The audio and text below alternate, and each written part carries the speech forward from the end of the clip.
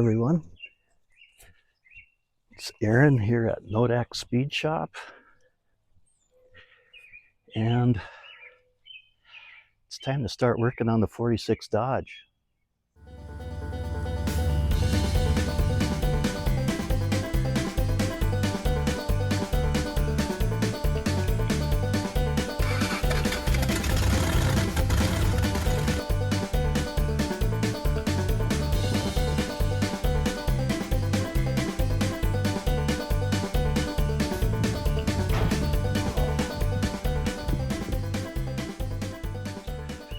It's finally spring here.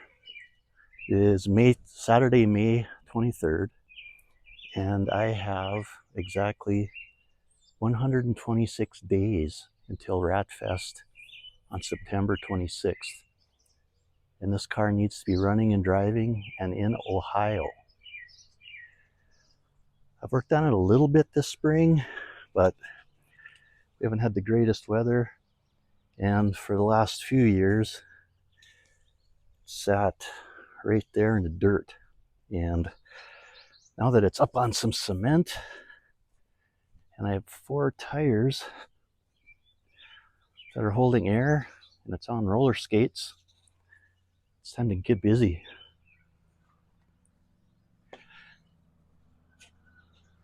And everybody is mowing the grass this morning, so hopefully the microphone filters that out. I don't believe I've really given everybody a tour of this car and what I've done to it so far, but let me do that real quick. I've had it since 2020. I bought it from my cousin, who had gotten it from his grandfather, who owned the lumber yard here in town. So this car has some local history, some family history, and it sat for a number of years, probably close to 30. And he was trying to get rid of it. It was taking up space in his dad's yard. Maybe I can find some old pictures of it. I'll post them up. But the car itself is in pretty good shape. It had the original flathead 6-cylinder in it. That was one of the first things I did, is that got donated to a restoration project.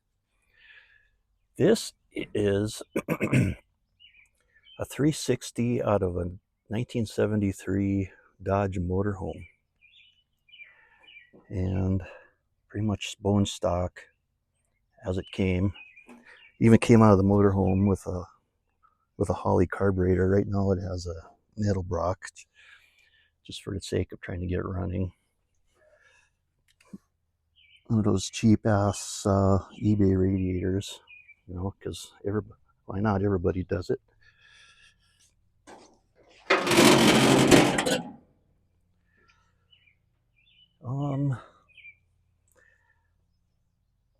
Let's see, what have I done and what haven't I done?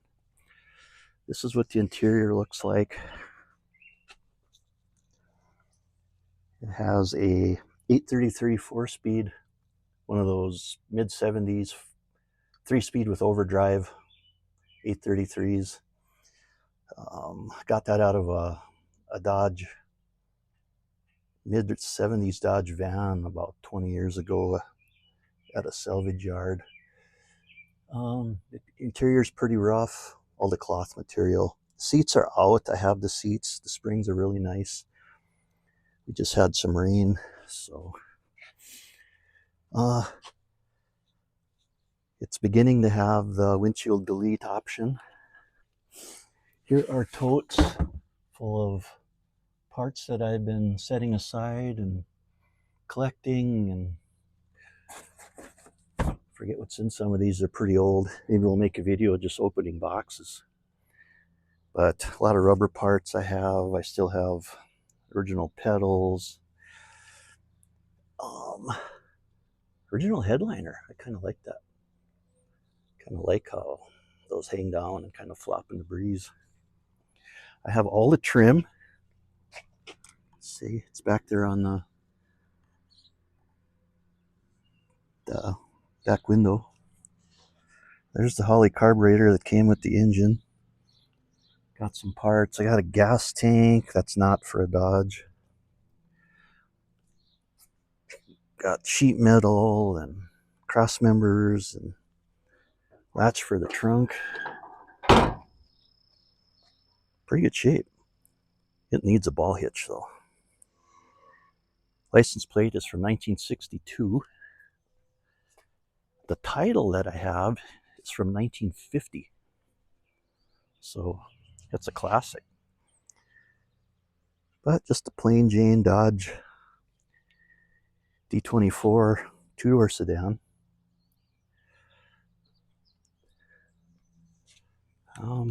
All natural patina. There's some rust. I mean bad rust or surface rust. The worst probably being over here. But that has to be expected. The floor, not great, not bad either. Now, what have I done to this car since I've had it? Of course, it has an engine and transmission swap at 360 and 4-speed. I began to put in clutch and brake pedals from a Jeep Wrangler with a booster. That's under the dash. Of course, this is what you see from under the hood. Still have the throttle linkage. Has some eBay small block Chrysler headers, shorties. I have had this running. Maybe we'll play with that today. I need to get some radiator hoses rigged up so you can fill it with water. The only real big project I've tackled so far. So look at that.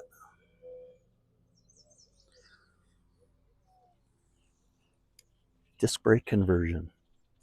But I've only done the passenger side, so I'll make a video doing it to this side. I believe that is an old disc brake conversion from Scarebird. Not sure if they're still in business or not. Out back, the original axle went away. I kept the original springs, but they sit pretty level.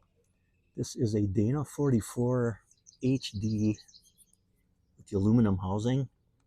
It's out of a late 90s or early 2000s Jeep, and it has sure grip and disc brakes. Got a deal on it. Thought I'd use it. Fits. Why not? I already have a drive shaft in it. Well, let's see. I think it's just a Chrysler drive shaft that happened to fit.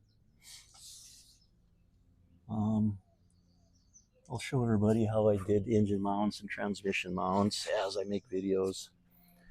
But today, I'm going to start opening all this mail. And we'll see what I have to work with. See what I still need. Doors shut decent.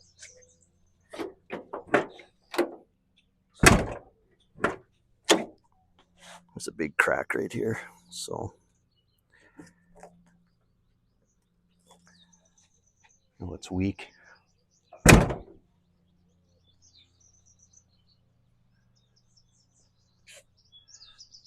So here she is. I hope you guys follow along. Try to get this baby ready and roadworthy in 126 days. Thank you for watching.